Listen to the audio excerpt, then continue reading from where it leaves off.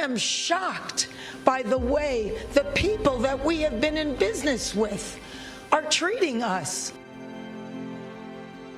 Union reps for striking actors say talks with Hollywood studios will continue today. After breaking off nearly 2 weeks ago, negotiations resumed yesterday. There are reports that both sides are meeting right now going over that latest offer, but sources tell me the union is still waiting to see that latest offer. Either way, Hollywood is on pins and needles. The studios are going to look back at this strike and say it was the worst thing that ever happened to them. It is now immortalizing actors through image capture like this to appear in future films without ever being on set. Celebrations have begun now that the actors' strike is finally over. It's been a long 118 days.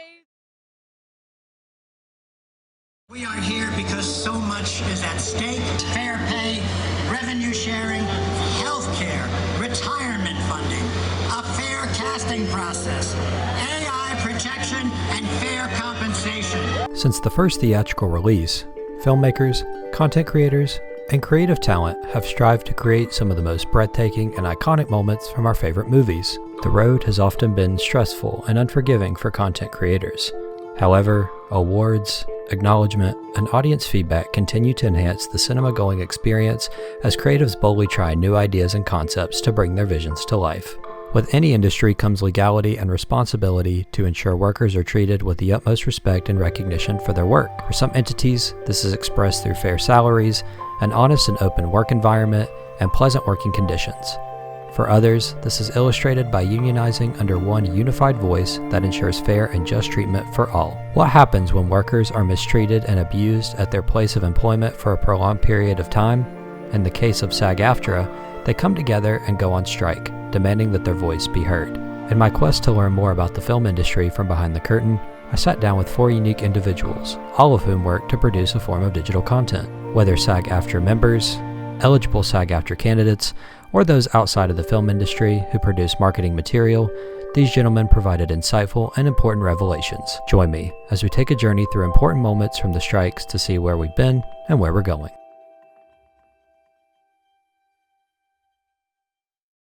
One consistent question I asked while exploring this topic was, how did the SAG-AFTRA strikes of 2023 highlight important issues in the film industry? The Screen Actors Guild, American Federation of Television and Radio Artists, or SAG-AFTRA for short, represents over 160,000 media professionals worldwide.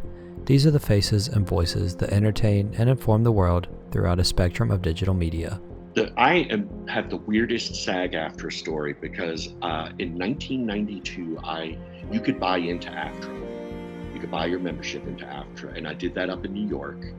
And then it was maybe a year or so later, I moved down to the South. I moved to Charlotte, North Carolina, and there just wasn't a lot going on AFTRA-wise. There were a few like Matlock and some stuff like that going on. So I went on a hiatus, which basically means you're a member, but you don't have to worry about it until you get the work. And this went on for a long time, and then SAG and AFTRA merged. So SAG-E essentially means that you are eligible to join the SAG-AFTRA union at any time that you would like. I think eventually I probably will join the union at some point. You know, it has a lot of good things for actors, for professional actors, and it is a professional union. I would look at the SAG-AFTRA site and be like, look under eligibility and go, why am I not eligible?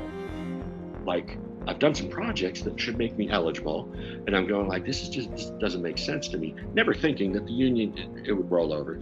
So I finally called them up and they're like, you're a member of SAG-AFTRA. You just need to, pay your dues, dude. And I went, oh crap. It's funny. I've technically on paper been a member since '92. Every actor that you see on television is in SAG-AFTRA, usually. I think if you want to level up your career as high as it would go, I think it's imperative that you would eventually join the union. SAG-AFTRA's mission is to bring together 2 great American labor unions, those being the Screen Actors Guild and the American Federation of Television and Radio Artists, respectively. SAG-AFTRA fights to maintain and uphold the rights of said creators by being a voice and advocate. Some members believe that their rights are fully protected and advocated for on behalf of the union. I do feel like my rights are protected. As far as the union goes, I feel it's pretty good. I'm happier now after the strike's over with what they've negotiated. The strikes presented challenges SAG-AFTRA had never had to face. For some outsiders looking to join, this brought a new level of skepticism. That stuff started to come out, especially the stuff about like the AI stuff and the residuals. I was like, yeah, maybe they're not the most protected like I might have thought, or maybe like they were in the past, per se, before this technology became a thing. In any case, the strikes represented an unprecedented milestone for the union. For the first time since the 1960s, both writers and actors banded together and declared they were going on strike. We had the writer's strike first, so the business shut down, and then there were still some things that were already written that they could audition and film, but then we moved right into the actor's strike, and now I think we're waiting to see if there's an IATSE or a Teamster strike that will affect us. And SAG is not completely done striking. Right now we're striking against video games. Tensions began building during the rise of streaming and the influence of film and television during the COVID-19 pandemic. As ratings increased, so too did production on popular media. As a result, those working both in front of and behind the camera began having their rights seemingly forfeited in favor of more effective production methods. Editors were asked to work overtime, often without a pay raise, residuals continued to be unfairly treated, and arguably the most significant controversy to arise from the strikes, the implementation of AI to recreate background actors. Of the 3 strikes that occurred during the movement, the actors and writers' strikes received arguably the most coverage. Creatives protested outside of important Hollywood giants like Sony and Warner Bros. I joined in solidarity with the union members. One time, union members in the DC area all got together in front of the White House back in, I want to say, August of last year, and did a bit of picketing. I was very supportive on making people aware of why the strike was going on. For them to go, all these actors are just rich, living in their mansions, and and I'm sitting in a one-bedroom apartment going, this is a really weird vision of a mansion. This is for the the everyday working actor, and the majority of union members are not the Tom Cruises. They are trying to make ends meet just like everyone else in the country is. There was a theater, and it's right in front of the White House, right off of Black Lives Matter Plaza, and they were doing a screening of the Barbie movie. The whole thing when that film came out was, you weren't supposed to, support it because it was a union project. And it was, the studio was, one of the studios that, people were picketing against. There were people going to a private screening of this film, and essentially what we did was we held signs and had pamphlets. We stood along, we made like a whole, like a circle essentially around the theater. It was like over 100 people. And people walked up and they asked, hey, what are you guys doing? Oh, well, here's a pamphlet, take a look. And some of them looked and they're like, wow, like you guys are doing a great thing, like keep it up. Some just ignored us. Some just act like we weren't there and just walk right on in and saw the film anyway. And a variety of responses to it. But I did see a lot of people who really didn't know anything about it, and once they were informed, they were like, oh my goodness, this is crazy. Like, yes, you guys should keep doing this. And that felt good to know that people who weren't involved in the industry at all were at least seeing our point of view. Lengthy negotiations, postponed sit-downs, and waving SAG signs in 90-degree weather for consecutive hours each day followed, as the studio's refusal to come to any type of agreement left SAG-AFTRA unable to produce new union projects or work on existing ones. Late-night talk shows lost their writers and were forced to postpone programming. Movies and television were delayed or canceled, with large companies like Marvel Studios wiping their slate clean. Fortunately, the writers were the first to reach an agreement, resuming work on projects the following day. Members and those joining in solidarity advocated for the right to increased pay following the rise of streaming and the influx of supply-demand, better working conditions on set, and the rejection of artificial intelligence in areas such as visual likeness and the ability to scan and reuse background actors' likeness in other films without proper compensation. It was an important thing. It was a hard decision because you go like, well, I know work's going to dry up for however long the studios try to last, but at the same time you're like, we've got to do it at some point. And then the AI thing came in, and some of the stories you hear are just like, okay, yeah, this has to be definitely approached. In order for studios to effectively cut back on spending for high-profile writers, they instead doubled down on reality television. This formula seemed to work until influential shows like Breaking Bad, Mad Men, and Game of Thrones came along. The rise in narrative storytelling, proved to studio executives that audiences were growing tired of the oversaturated market of reality television. Newer audiences sought media with characters they could relate to, worlds they wanted to explore, and compelling narratives that kept them coming back. In 2008, the networks, the powers that be, said, well, we can't get any scripted, content, so let's just triple down on reality TV and hopefully we'll get similar ratings. Well, it was better than that for them. They got almost identical ratings, and it's a lot cheaper to do reality TV. So suddenly they were like, you know what? We like this strike. So the writers in 2008 were really struggling, and I was making my living as a writer back then. So it's really hard when you can't, get a paycheck. What happens in 2023? I mean, an entire generation now of the viewers, they've grown up. Yeah, a lot of junk has been made, but some amazing stuff has been made, amazing content. Audience that's watching that, when you suddenly say, hey, pay for your subscription, and here's what we're gonna give you. More reality TV. You're gonna be able to watch the Housewives of South Dakota or whatever. I mean, you're just gonna get more reality TV than you can stand. This is gonna be awesome, right? And they're like, no, thank you. And people canceled their Netflix subscriptions and canceled their Hulu subscriptions, and they stopped watching and they tuned out. And that terrified the industry, because if they tune out, where are they going? And maybe where they're going, they're gonna wanna stay there. Once Netflix proved it was possible to provide content through a streaming platform, other companies followed suit, leading to an all-out war to generate and compile the most digital content. Streaming services, I know we're all so accustomed to them, but they're still relatively new to the industry, and a lot of them were just paying a few cycles of residuals. Residuals refer to the payments a writer, actor, or director can earn if their work gets reused. If a movie or television show airs on cable or finds a second life on streaming, residuals should, in most instances, be properly distributed to those who created it. Physical media sales, such as DVDs, as well as in-flight movies and digital rentals, can also bring in residuals.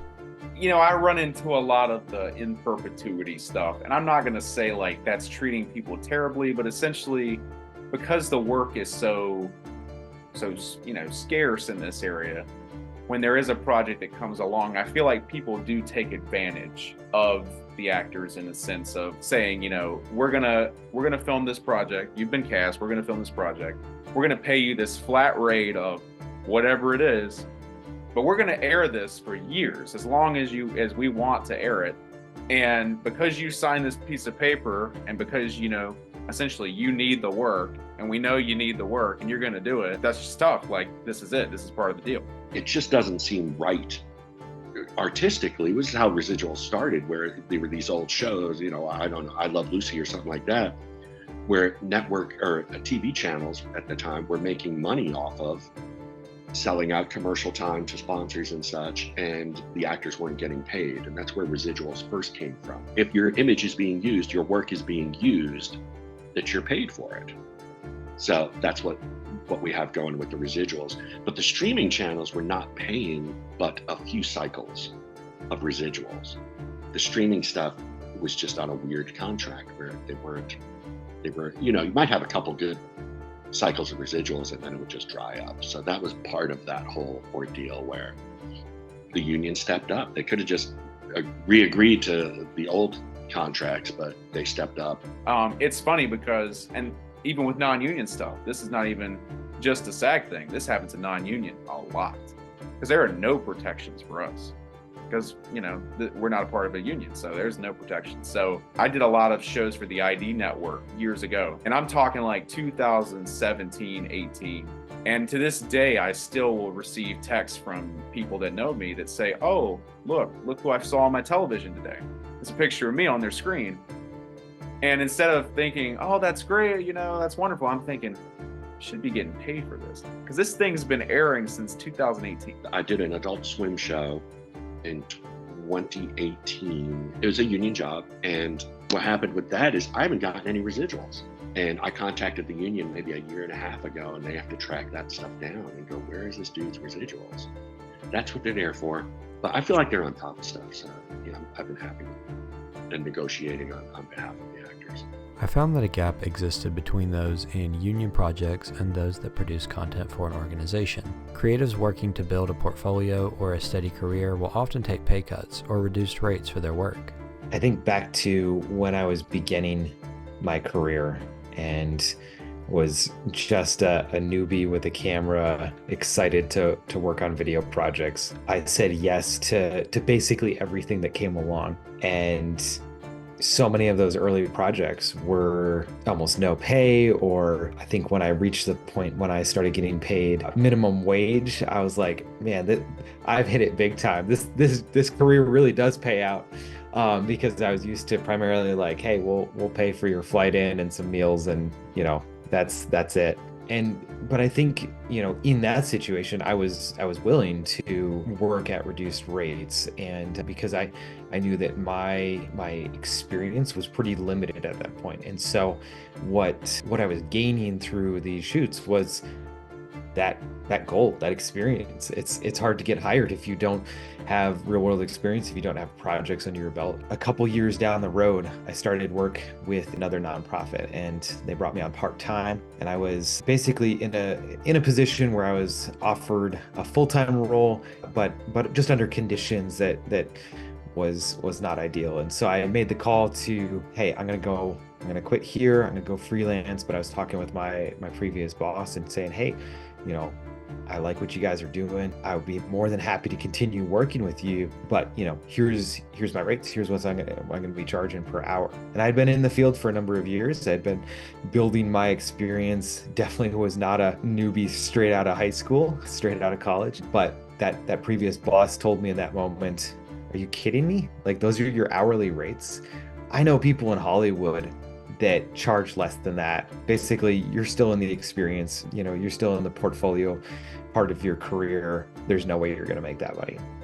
And that was about it. I did not do much work for them after that point. That was probably one of the most frustrating things I think I can imagine being told as a young creative, is just cutting you down and saying, hey, you're not worth what you're asking for. The reality was that I was able to go take on other projects in that season that I was getting paid a lot more than that in, because I did have the experience. And that was just a pretty clear direction for me of, okay, we see the world differently. This is the dividing line. We don't have to work together in the future. You can call those guys that work in Hollywood that'll charge less than me, and that's fine.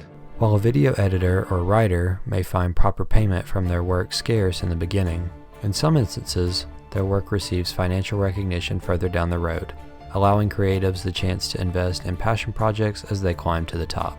I know there's a lot of internet discussion around the whole thing of, do you take projects for free or at reduced rates? And there's a lot of mantra of don't sell yourself short, don't cheap out, what's the impact on the industry? I believe that there is a place for projects that you want to do, whether it be pro bono or at a reduced rate. And those are the kind of things that I take on these days, just to provide variety. A lot of the work that I do is more interview, less high action stuff, but I've got some relationships in the emergency services field, and occasionally I'll get to do a shoot with Flight for Life, a helicopter ambulance transport agency, and I'll hey, I'm not too worried about making bank on that project, because I get to fly in helicopters and do something fun, and just gives variety. It's a great cause that I like to support, and so I it also just builds my experience and gives me a chance to work in some genres that I don't typically work in. Though the divide between residuals earned from the union and non-union projects and a salary career is vast, a clear establishment of credibility and talent is needed in both fields, further cementing the issue of fair pay as a part of SAG-AFTRA's campaign for its members. Whether you clock in for a 9-to-5, work from home, or, in this case, work on the set of a feature film or television show, employees expect a fair, honest work environment. History shows us that this has not always been the case for Hollywood, resulting in stories of actors' rights being violated in an effort to minimize spending. A lot of those shows were very hazardous for the actor. There was no padding on that ground. That was just me in a very thin period piece shirt on an actual wooded ground in the middle of the woods in Richmond, Virginia, being dragged across the ground. And not only that, I was being dragged with a chain wrapped around my ankle. It was no like safety meeting or anything about it. It was like, oh, Mark, you're going to do this, right? And I'm like, yes, I am. Yeah. That fight scene between me and the creature, we're really throwing each other up on trees, and he was really throwing me on the ground. I mean, there was no padding for that. We're in the middle of the woods.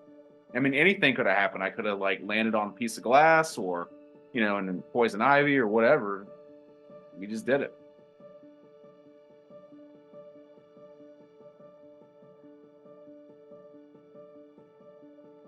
It was me and another guy. We were, playing brothers in the show, and we had to fight.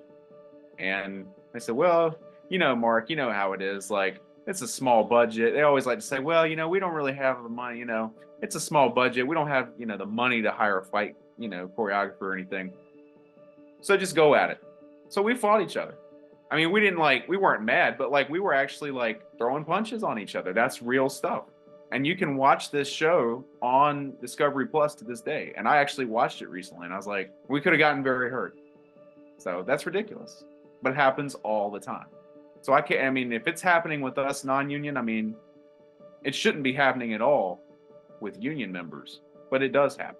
In other cases, the cast and crew can be victims of an A-list actor or director, leading to a toxic work environment. When you're on set, everyone's there for the same goal. It's like the best team sport in existence. You guys are all working together to make this, if it's the director's vision, make this thing happen. So I just don't get the anger or the confrontation. The crews are there, before you get there, and they're going to be there after you leave, doing their jobs, and they're not getting residuals because their likeness is not going to be seen on film.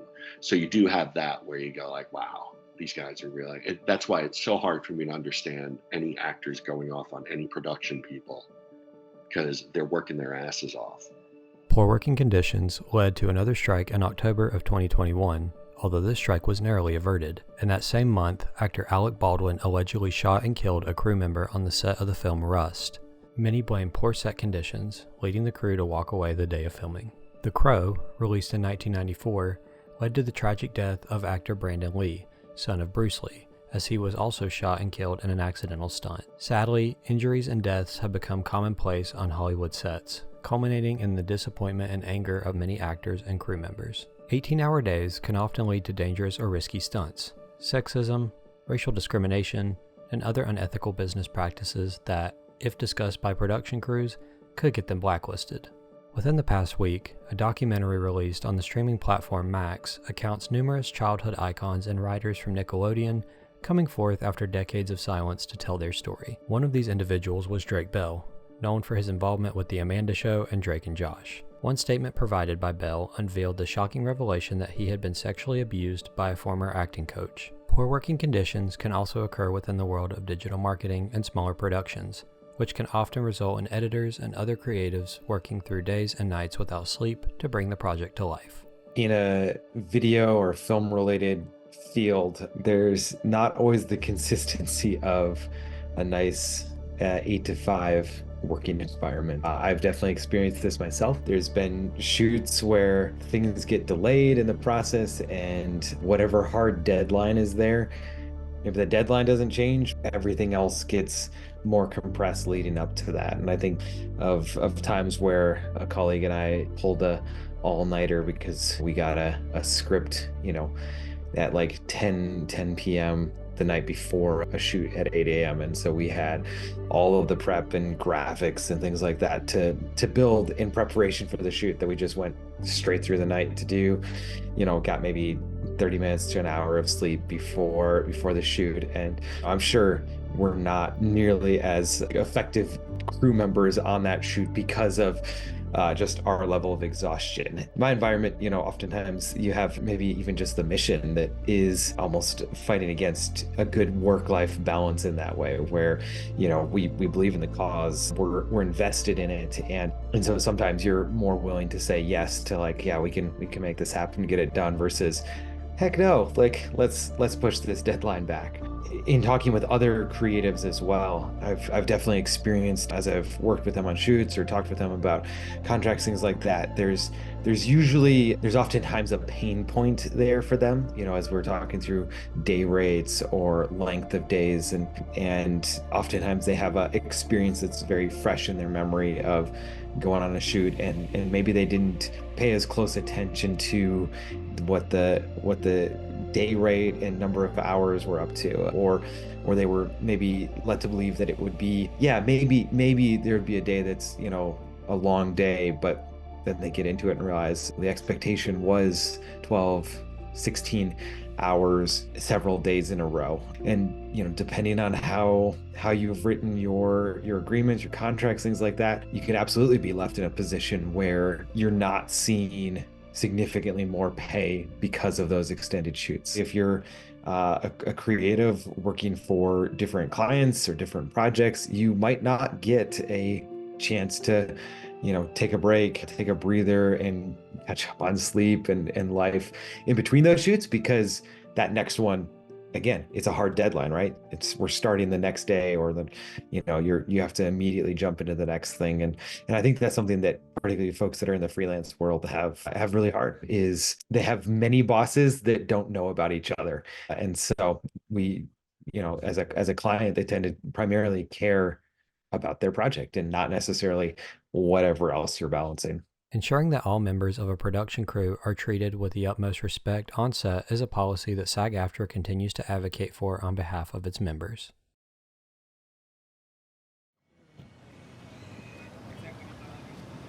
I was in a conversation with a friend recently who's a fellow creative, and I was sitting there in this burger joint, basically just taking the position of maybe like an old person that was just railing against AI. Everything, I'm like, it's not going to take our jobs. It can't replace the human perspective. There's no way, creativity wise, it can compete. Like, I don't see it impacting my field or the work that I'm doing. And in the midst of that, my friend kind of changed my view of AI and my highly negative view of it.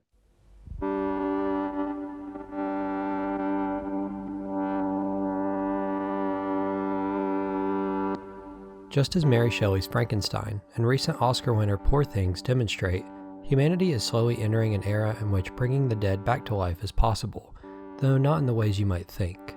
Rather than stitching someone back together, one's likeness can now be scanned and digitally reused indefinitely thanks to the numerous innovations in artificial intelligence, or AI, technology. Today, generative AI is able to learn and synthesize not only human language, but other types of data, including images, video, code, and even molecular structures. AI is slowly beginning to be used in media creation. As a result, some creators with immense workloads are beginning to breathe a sigh of relief. By using AI to comb through hours of footage, it can give the creative a moment to process the cut, make creative decisions, and save time that they can dedicate to other projects. So when it comes to, in my circumstance at Summit, we're editing very consistently. And some seasons, those projects that we're editing are talking head interviews, the form factor's the same, the length is approximately going to be the same, and we will end up editing 300 of those. So that's where I'm like, if AI could go ahead, whether it's recognize a pattern that I create, or if I could tell it a pattern for cutting between cameras, we have a very structured process when it comes to the different audio tools that we use to make the voice clearer and get rid of noise, compressors and expanders and all that good stuff. For projects like that, I'm like, please, that would be great, because it's not a very creative process. It's not that it can't be. Every cut should be intentional. Every cut should be on purpose. But in my experience, as we do more and more and more of these, it can start to feel a little bit like a factory, and I'm the factory, and I am just producing these. So that's an opportunity where I would embrace AI, and I'm like, great. My team and I edit in DaVinci Resolve, and there's AI-based tools that have suddenly become a part of that. I think one of my favorites is a noise or voice isolation tool, and it's a 0 to 100. And I slap that thing on almost every single track. 15, it's about perfect. 100, that's gonna get rid of the freight train in the background, maybe. And as he drew attention to that, I realized, man, there is such a gamut of what we mean by AI. AI over here on this one side is coming in and just subtly making our lives easier. It's giving us tools that mean that I spend significantly less time worrying about how to clean up audio. It's has elements that just the interface is designed to be easy to use and just makes you as an editor significantly more effective. Depending on how integrated it can become outside of post-production, if there's ways, I know through our cell phones, technology is becoming more and more accessible, and that's a really great thing, where smaller and smaller devices that are less and less expensive can do things that traditionally only cinema cameras could do, 50 years ago. It's really closing the gap. A study conducted on Lenoir-Rhyne University's campus reflects that 80% of respondents use some form of AI in their daily lives, whether that be a spell check software like Grammarly or the newly integrated DJ feature in Spotify. AI is slowly making its way into the lives and professions of everyone, including actors. In 2023, studio executives began approaching background and middle-class actors, asking them to scan their likeness. They can then use this likeness, as per written agreement, in any piece of media for the foreseeable future, while only providing payment to the actor once. Understandably, the acting community was infuriated. In advertising, there are some companies that will pull people in and mocap their faces, saying motion capture faces, saying different things. Just read these scripts, and then they're going to sell that actor or that person's likeness out to different companies to do their training videos and just animate it in, and it'll look flawless. That is frightening, because that happened. A friend of mine is a casting director, and she said she was asked to help with one of those, and she ended up pulling out of the project because they weren't paying these people nearly enough, because these were in perpetuity contracts. So forever, to the end of time, this person's image could be used, and if they're getting paid $600, it's like literally selling your soul. And we'll pay you half a day or 2 hours rate to come in, and we're just going to motion capture you. And then we're going to use it whenever we want in whatever project we want. So they could do a movie called I Love Being a Nazi, and there's your face in the background. I don't see how that's using that type of a technology for good. I remember my dad telling me, he was around when television really kicked off in the 50s. And he told me, he said, with the way TV is now, he said, Mark, television could have been a really good thing, could have been really educational, been a really good thing. But instead, it was turned into a lot of garbage. Like a lot of the television you watch now is a lot of garbage. And then he started to say it about computers and when the technology started.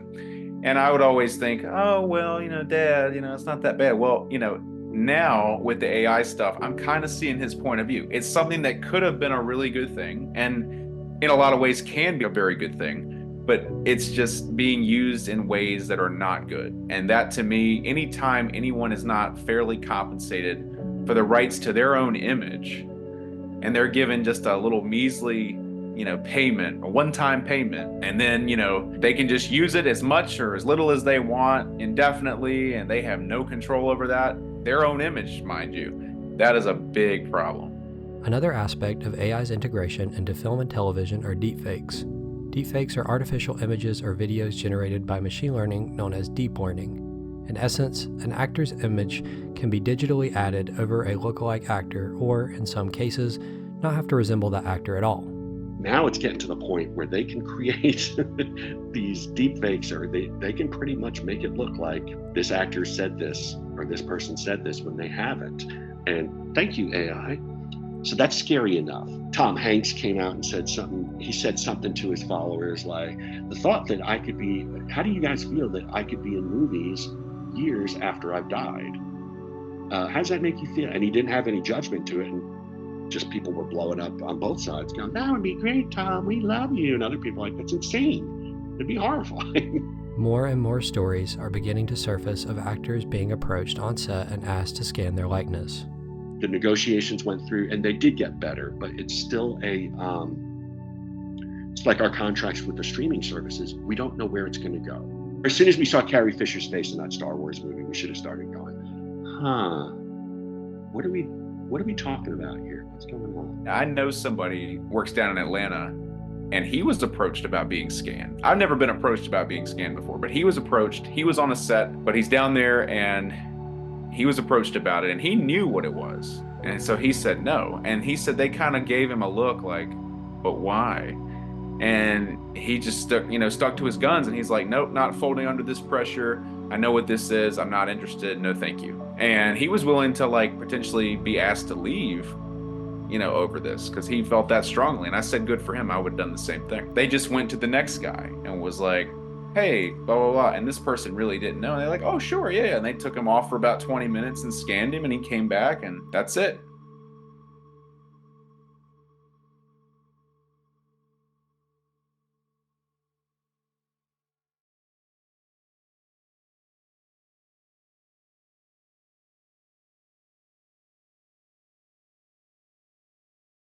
For us working actors who are trying to pay our bills and everything, our likeness is all we have in this business, our likeness and our work.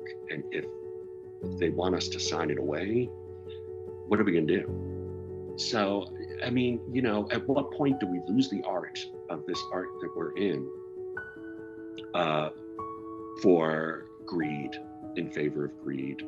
They were using Robin Williams's image in something, and his daughter was very upset about that. And George Carlin, the comedian, recently, his family was up in arms about it. You just had the rights to somebody's image. That's not even you. Would you want that done to you? Probably not. So why is it okay to do it to this person? And to, prey upon them in that way. It's kind of predatory in a way. These people, had these wonderful careers and contributed so much and did like the rest of us, struggled hard, trying to make a name for themselves, and they pass on and they've left a legacy behind. They don't need to keep doing stuff. They have their legacy. But yeah, you want to just keep using their image, not because you care about them or like them, but that's for your own good. You're trying to make yourself money because they can't profit from that when they're, when they've passed on. According to Tara Aaron Steludo, an intellectual property lawyer and partner at Barton LLP, actors may be able to find compensation for damages. The issues that come out of that will still be about publicity, and it's a moral rights question if someone's image is being used to make them say something that they absolutely would never say. Even if they don't have copyright ownership over what the AI output is, whoever put the string of queries together and actually was responsible for creating that deepfake AI or not still has liability. While Getty Images and other stock media companies have submitted major legal filings that could ultimately disrupt the AI industry, it's too early to tell which regulations will pass. On the video creation side, Sora is one of many video creation platforms that utilizes OpenAI to create lifelike, minute-long videos with simple text prompts.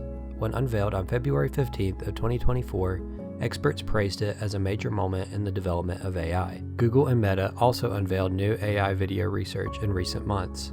The race is on towards an era when anyone can instantly create realistic-looking videos without sophisticated CGI tools or expertise. So if there's aspects of AI that could help, I think of my interns, get proper exposure on this show or something like that. I have a mixed feeling about that because I really believe that we should know how to do all of those things. So that's where I start to feel like maybe even if it's available, maybe not. Let's not do it, because now we're getting rid of the art, and there should be intentional choice behind everything that we do as filmmakers. AI, as it starts kind of getting into this middle and into a blurry this side over here, I have a lot of cautions and concerns about. As we speak, within the last week, OpenAI has released samples of its video generation, and very interesting to look at. I'm going to choose to have real human shot footage in our projects. And in a lot of ways, I view it similar to stock footage, right? And I think AI will probably crush and maybe majorly replace the stock footage market as a whole. But I didn't use stock footage to begin with, except in very, very, very rare situations.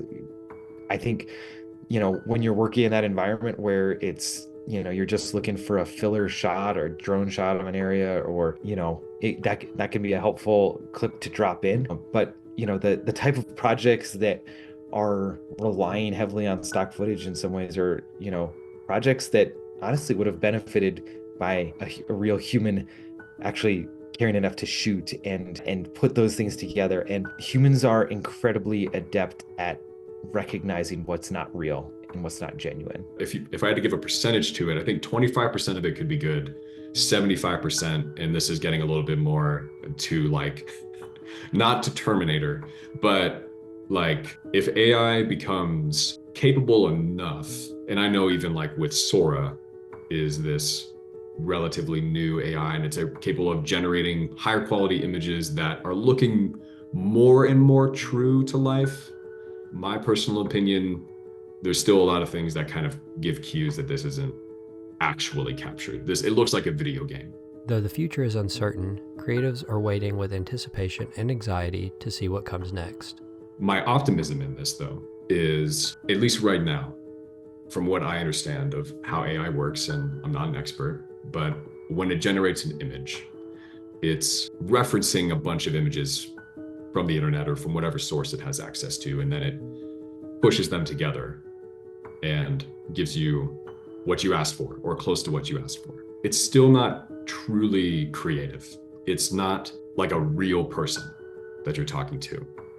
It's not a real person that you're seeing when it's generating these things. And I still think that even if it gets super advanced and it's able to produce things that look very true and real to life, I still like there's going to be what I think this elevation perhaps. So if there's a lower class, middle class, and upper class of filmmaking, as AI gets more and more advanced, I would imagine that lower class filmmaking, those really easy edits, those talking head interviews, they're going to go first. So like availability, like the ground one assistant editors will probably struggle the most. Then as it gets more advanced, there's probably like the middle class. And that's where it probably will start to challenge things like cinematography. It'll probably start to challenge things like composition and lens choice and camera knowledge and all that stuff. It's going to start doing that. And if it goes even farther though, that's where I think it will push the creators, it will push the filmmakers like to really see what's the real value of this? What's the real value of our art? And how can I find people that understand that value? And I think, and I believe that that value is real people telling the stories of other real people. To the people who, like you mentioned earlier, would say, well, we chose that life. We did not choose AI. We did not. That is not something that was even a thought when I started doing this. And that's not something that I ever thought would become something that I'd have to worry about. Never in a million years could you have told me that this would have been something I'd have to look forward to. And it often makes me wish that I could have been born earlier so that I could have had my career before all of this technology really took over. I imagine that we're going to continue seeing the rise in popularity of these AI tools and AI generated tools. But I really do wonder about, as our audience gets more and more educated and recognizes the weird edges of AI, whether that's actually going to just do more harm than good to people's video brands and the way that they're perceived, and just whether we're just slinging content out there as fast as we can go, or if they're going to notice and say, hey, this is an organization, this is a company, this is a brand that is clearly thoughtful in their approach, including in the ways that they create and release videos. It's going to come down to rights, and it's probably going to end up, we'll have to see where it goes, and it might end up having to be a few legal challenges. But if it keeps going farther and farther, and it's able to actually create things that are true to life, I think that is going to make lives of filmmakers and videographers and all that stuff more difficult.